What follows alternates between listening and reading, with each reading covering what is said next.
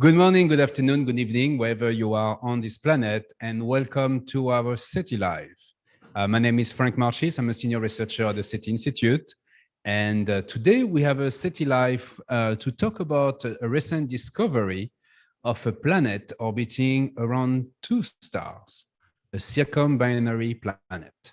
And to talk about this discovery, I invited the first author of the paper that was published recently in Astronomical Journal, Veselin Kostov. Hi, Veselin, how are you? Hi, Frank. I'm good. I'm glad to be here. Good to have you back. So, Veselin, where you are speaking, where are you calling us from? New York. New York, New York. Yeah. Okay. New York. Yeah.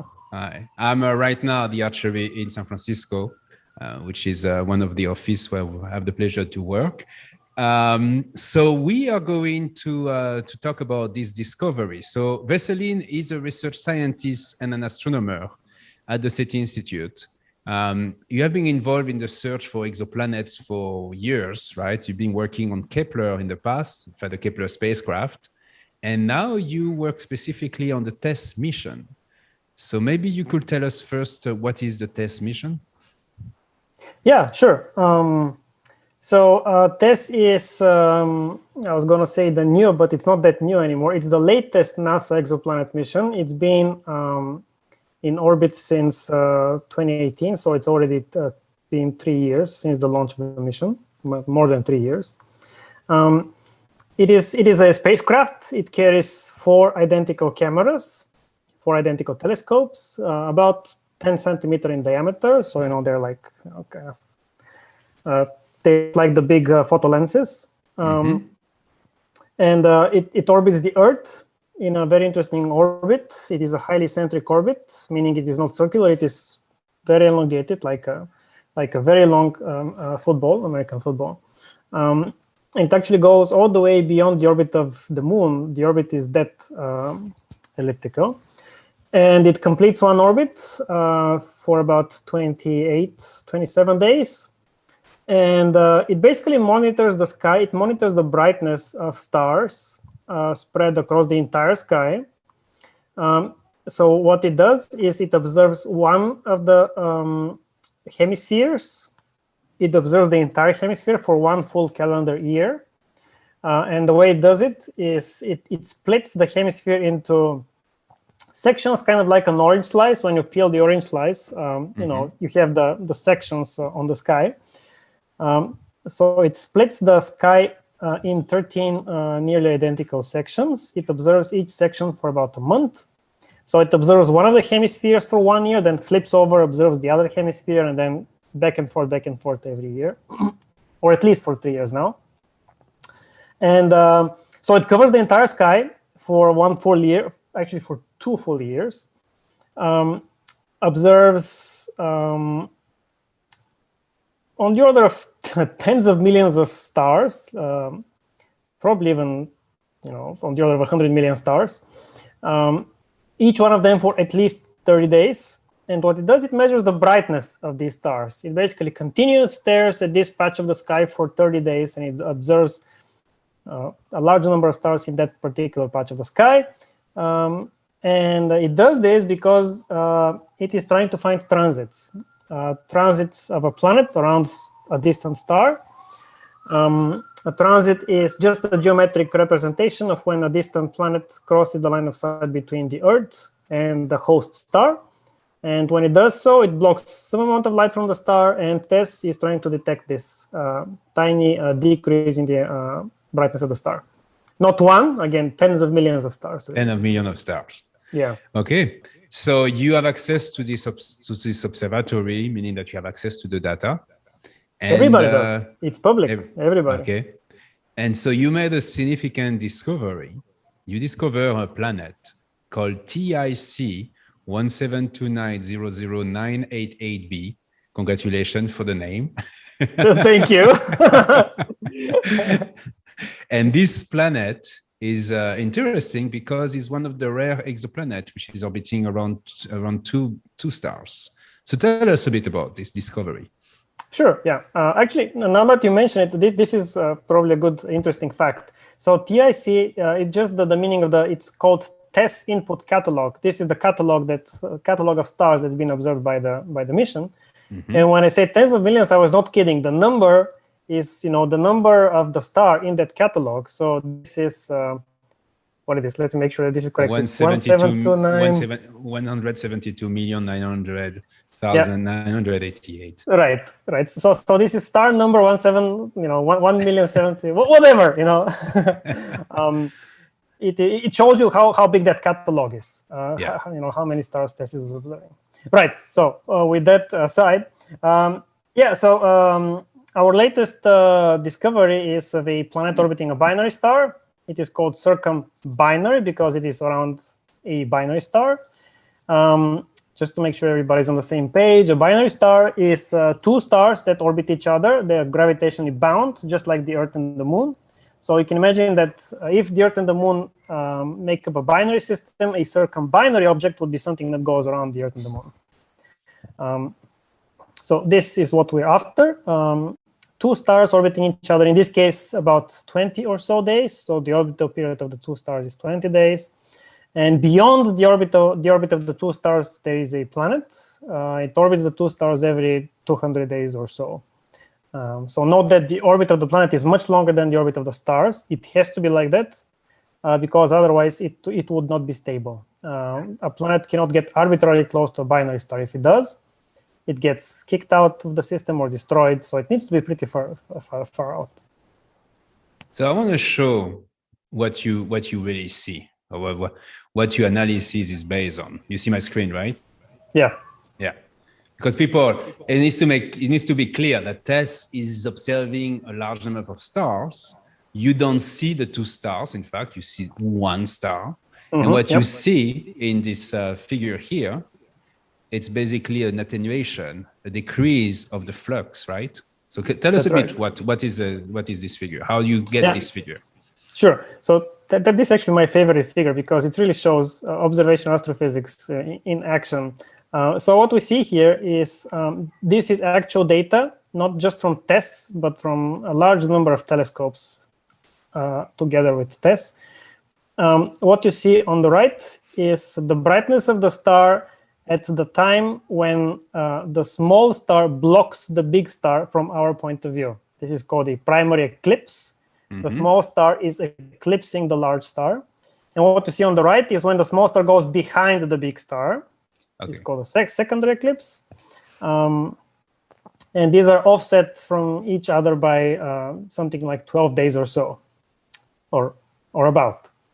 The reason I love this figure is that first, it shows all the amazing data that we have for this system, not only from TESS, but I've also listed the other observatories that we used.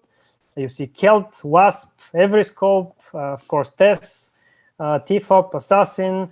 So all of these, except TESS, are ground-based observations from a large number of people, from a large number of observatories. Some of it is archival data. So the star has been observed long before TESS. And we are lucky that this is the case because we can get the data more or less for free. The other reason I love this figure is that just from this figure, we know that there is a planet around that binary star. And I'm saying this because what you see here is the entire brightness of the star over the course of, actually, I've listed the years. So this is the brightness of the star between 2006 and 2021. So this covers a period of about 15 years. It is not, of course, continuous, but it is. There is enough data that we see the eclipses over and over again in all these different data sets. Now, these two figures show the so-called phase-folded light curve. This is kind of a convoluted term, but it is a simple concept. What we do is we take the entire light curve from 2006 to 2021. We cut it into equal length segments, where each segment is the length of the orbital period of the binary. Like I mentioned, this is 20 days. So we take 15 years, we chop it into segments, into n number of segments, where the length of the segments is 20 days. And we stack all of them on top of each other. it's kind of like you take, a burger and just keep adding, burgers onto the burger. It becomes this gigantic column of burgers, right? And in this case, we have a gigantic column of all of them on the same panel. This is what you get. Now, the reason I mentioned that we know that there is a planet is because all the eclipses on the left, so all the primary eclipses, they perfectly fall on top of each other. You see that all the different data sets, they fall nicely on top of each other. They phase fold exactly on top of each other. However, all the eclipses, all the secondary eclipses, when the small star goes behind the big star, there is an apparent drift. There is an apparent shift. And actually, you can see the different observations here in the different colors. So 15 years ago, the secondary eclipses were a little bit earlier than today. They were earlier by probably a couple of hours or so. The reason for this is that this is an eccentric binary. This means that the orbit of the binary is not a circle, it is an ellipse. And if there was nothing else in that system, if there were only two stars, that ellipse is fixed in space from our point of view. This means that we see the geometric orientation of the eclipse from exactly the same angle throughout this entire 15 years of data. However, if there is a third body in the system close enough to the binary star that is gravitationally perturbing the binary star, gravitationally interacting with the two stars, the Newton's laws of motion demand from the three bodies to interact with each other. And because of these interactions, the ellipse of the binary is very slowly rotating from our point of view. That's what we call a precession, right? Exactly. Yeah. Yes. Yeah. We have that for asteroids too, so that's why I know this term. It's a beautiful effect. Yeah. Yes. And this precession of the binary, remember that these are two very large stars. These are two sun-like stars. Something is making the binary star to rotate. This something is a mass. This is a gravitational mass somewhere around that binary, which is again perturbing the mass of the binary. And from the amplitude of this effect, from the amplitude of this drift in the right panel, we can figure out the period of the thing that is perturbing the binary and the mass of the thing that is perturbing the binary. And of course, this goes into a computer model, which is based on Newton's laws of motion. And we can immediately figure out that, so there is, I'm talking about just these figures. This is regardless of what we see in TESS. In TESS, we saw the transits of the planet. Here we see no transits from the planet, but just from this drift in the secondary eclipses, we know that there is an object with a planetary mass on a 200-day orbit around the binary. So this I'm gives looking us at your paper right now, so maybe you can show us the transit is in the paper, right? The transit is in the paper, yes. Yeah. Let me just share my screen again. I'm just going to show this since we're mentioning that. I hope this should be the paper. That's you recognize your paper, right? So the transit is in the figure. Here, the first one. Here, yeah. So that's the detection. Go ahead. The first one is better because it actually shows the raw data. Yeah, this one. So what you see here, the top panel, this is all the data we got from TESS. This is 27 days of TESS data. You see the beautiful eclipses from the stars. Yeah, there are a total of 3 eclipses. Here. Yeah, exactly. And if I had not put any vertical green bars, you would just ignore the rest of the light curve.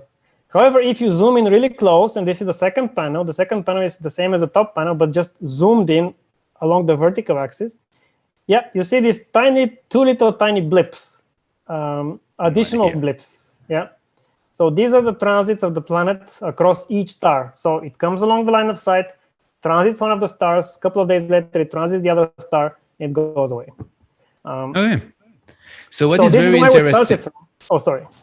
What is very interesting here is that you have the size of the planet as well, because you know the duration of the size of the stars. And you have the mass you mentioned by studying Exactly. the precession effect. So you Yep, have the indeed. density. Indeed. Yeah. Okay. What's the density of this planet? Are we talking about something rocky, something like gaseous? No. This is a giant. This is a gas giant. So it's the size of Jupiter, about the size of Jupiter, but it's about 3 times as massive. So it's a huge planet. It's really a huge planet. Yeah. I mean, remember, it's perturbing the binary. It better be massive, otherwise it's not going to do anything. Yes. To perturb 2 gigantic stars like I think exactly. The size of the sun, or even bigger than the sun, you need to have a large planet. That's right. Okay. That's right. So let me just say hi to our viewers. We have people watching us from various places in the world before we continue this conversation, from Cape Coral in Florida, from Edwards in California, from UK, Indonesia, from Brighton, England, from Victorville, California, Ohio, Berlin, Portugal, Canada, Curaçao. How you say that, I'm not sure. I would like to thank Pascal for the stars. We also people from Spain, from more English people, Hamilton, Scotland, Leipzig, and Australia, Lake Macquarie in Australia. Hello, everybody. We are talking about the discovery of a Jupiter-sized exoplanet, bigger than Jupiter, in fact, exoplanet orbiting around 2 stars, almost the same size as our sun. And Veselin is the first author of this paper, and he's going to explain to us a little bit more about this planet. My question is, so you discover this planet. Why this is special? Do you have any, is that common to see planets around circumbinary stars? What's the main point of the paper, I would say? Right. So, I mean, everybody has different main points, for the paper. I mean, from the team. But to me, I think there are 3 important things to me for this paper. The first one is that, like you mentioned, the number of planets orbiting binary stars is actually very small. To give you some context, we know of thousands, literally thousands, probably even up to 10,000 now, planets around single stars. Stars, planetary systems like our, not exactly like ours, of course, but planetary systems with 1 sun. There are on the order of 100 times less known planets around binary stars. Basically, they're, I can count them on my 2 hands. And maybe I need to use one of my feet. It's really, we have 14 or 15 planets around binary stars confirmed, around main sequence binary stars confirmed at the moment. So the numbers are very small, indeed. And you can imagine that if you want to understand the population of these planets, well, you'd better add up your numbers, because you might be, if you look at a very small number, you fall into the danger that you might be looking at a very special subset of the entire population. So to really make sure that you understand how planets form, not just around binary stars, but in general, you need to fill up your sample as much as possible and make it a sample as diverse as possible. Nice. So each new addition is really extremely valuable, because it will be different from the handful of systems that we have so far. So is that the first circumbinary stars planet discovered around by TESS? It's actually the second from TESS. So from Kepler we got 12 or 13, I think it's 13 now, and from TESS we have 2. This is the second one from TESS. And every case is do you get the information about the mass, which I think is a very important part of the circumbinary? You always see the precession effect because the orbit of the 2 stars is always slightly eccentric. So I'm not 100% sure, but I think this is the first case that we see the precession of the orbit of the binary. Okay. Because this is the most massive planet so far. So it has the strongest effect on the binary so far. Of course, all of them experience precession, but depends on your sensitivity and on the time scales of the precession. So in this case, like I mentioned, we have 15 years of data, and we cover, thanks to these 15 years of data, we cover a significant part of the precession cycle. So we can see this drift in the secondary eclipses. So we're having questions already. So I'm going to take just a few minutes to answer to questions. We have people joining us from Warsaw in Poland, Annapolis, Maryland, France. Hello, everybody. Bonjour. So we are, one question is, what the distance of this star? Are we talking about thousands of light years, 100? What is it? You caught me off guard. I would say within 1,000 light years. Okay. Yeah. So it's magnitude 10 or 11, I would say, something like that. Yeah. So it's roughly this. But there are two stars. There is two stars, yeah. And then, so how close is the planet to the star compared to our solar system? Do you have okay, go ahead. So, so for example, Mercury is 80 days. The period of Mercury is 80 days or so. Did I get this right? I think it's right. About. Now, the period of this planet is 200 days. But like I mentioned, you cannot get too close to the binary. So actually, this planet is very close to so-called area of instability. There is an area of instability surrounding a binary star where you cannot have a stable, dynamically stable orbit. And this planet is pretty close to this. Ballpark, it is typically 5-6 times the orbital period of the binary. So you cannot get within that. So it is much closer than the Earth compared to the distance between the Earth and the Sun. Okay. Yeah. And so, let me see. There was more questions here. I just lost the window. Let me make sure this is correct. You can check your paper. I know how it is. You publish the paper and then you forget about everything you write in it because you're working on the next one. Indeed.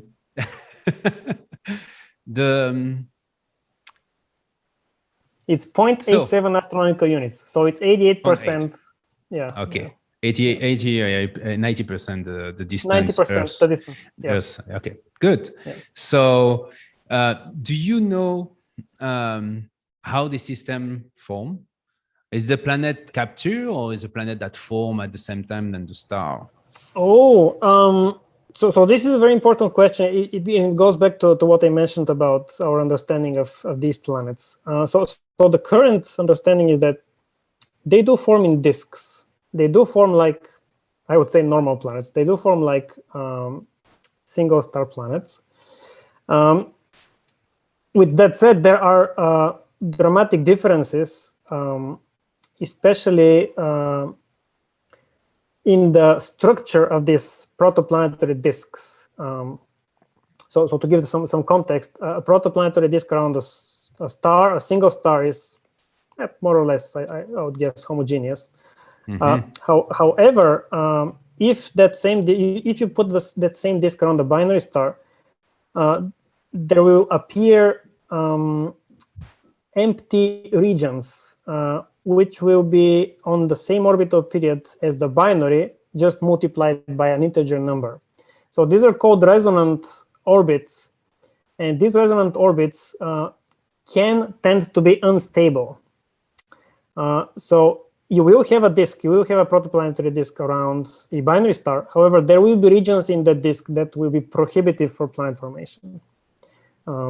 Because of these resonances with the binary. You can imagine that if you get into an orbital resonance with the binary, your orbit may become unstable. So even if you do form, you get kicked out, which is a problem. So to answer to the question about the distance in parsec is 246. I just checked the paper. So that's roughly, I will say, 800 light years or something like that. Yeah. Thanks.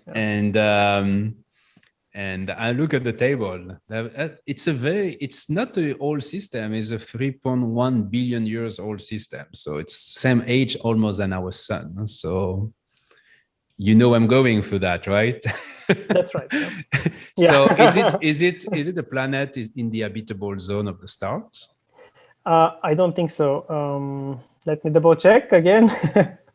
No, it's too hot. Okay, because in this case, if it's closer to the star, yes, by 90%, and on the top of that, we don't have one star, we have two stars. Exactly. Yeah. So that's the reason it's probably not habitable because it's not in the habitable zone of the binary system. All right, so no life over there, but it could be, yeah, there is no life possible, no water, I would say, because it's too hot. But it may have some kind of satellites and stuff like that. Can you detect satellites, large satellites around this planet? No. No, not in the foreseeable future. Maybe, I don't know. Call me a pessimist, but no. They're too small. It's too small. Okay. We have one more. Go ahead. Just one quick thing in terms of habitability. Remember that we find what we can see. We find one planet in this system. It doesn't mean that there are no other planets in there. It's just that we don't see them at the moment. Yeah. It's possible there is a smaller planet further away that could be habitable in this case. Exactly. Right. Now, I know people are excited about the fact that they could be a Tatooine-like planet, and they all want to have a Star Trek planets in the universe, in our galaxy. There are. Now we know there are. Yeah, they are. The first binary circumbinary planet was discovered by Kepler, or yes, it was Lawrence Doyle did this observation, right? And he's also a researcher at the SETI Institute. Yes.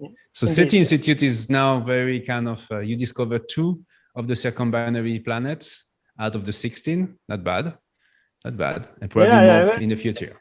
And a couple of more from Kepler as well. I just wanted to make one quick mention. So this was the first transiting circumbinary planet. There have been other circumbinary planets before that.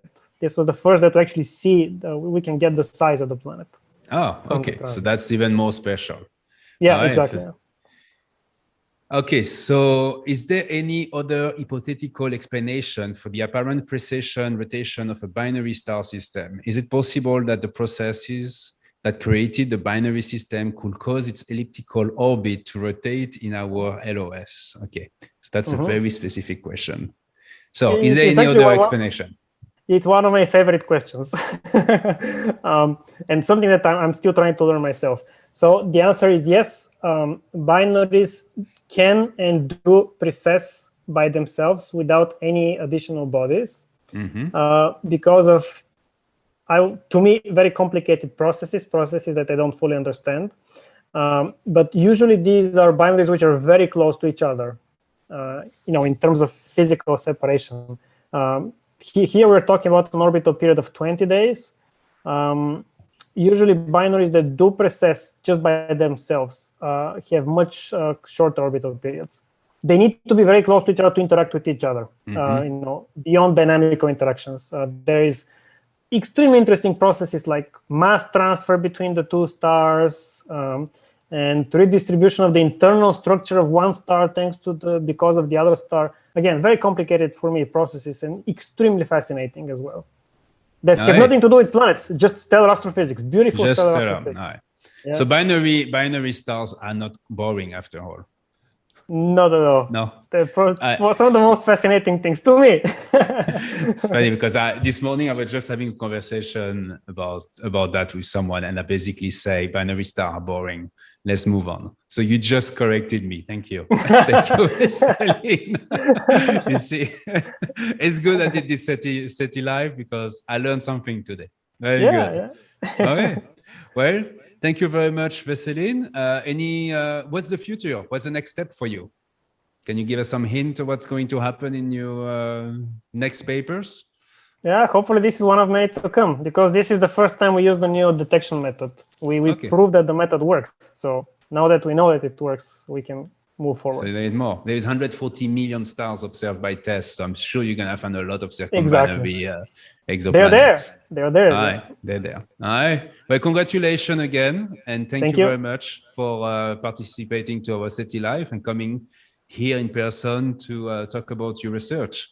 I'm sure our audience appreciated it. And don't forget, we are the SETI Institute, a nonprofit organization located in Mountain View, California, with researchers all around the world. In fact, Veselin is in New York, as you know. You can support us by following us on social media, we are on every social media, by liking this video, sharing it, talking about it, commenting on it. We read your comments and we take the time to answer to them. So if you have any question that Veselin did not answer, feel free to write them down and we will take the time to provide an answer to this question. As well, if you feel inclined, you can make a donation by going to seti.org/donate. That's allow our scientists to do this research and to publish more interesting paper, revealing the secret of our universe and the presence of circumbinary stars. And finally, tomorrow we have a special SETI talk. We are going to have a SETI talk to talk about UAPs. It's not very common we talk about those, but we are going to take the time to talk about those and explain to the audience whether or not we should study them by using the scientific method. We invited 2 researchers to participate to this conversation. So if you are interested by this topic, register now. There is still a few spots available. seti.org/SETI-talk. If not, just Google SETI talk and you will find it.